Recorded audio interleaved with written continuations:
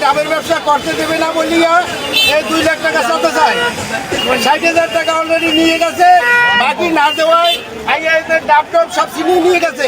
এর বাপ হইলে আওয়ামী লীগের সভাপতি, এর 3 নম্বর ভাই আওয়ামী লীগের রাজা মিছিল দিচ্ছে। এবং এরা 2 জন ছিল ঢাকায়, 2 জন আইসা 5 তারিখের পরে অন্তত 10 জন মারছে।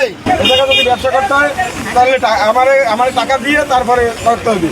তো ওই মেথায় আলম হিমাত মিমারে বলা, ওই মেথায় বাজারে ওই মেথায় ডাব বিক্রি করে, ও ডাব কেনে বিক্রি করে।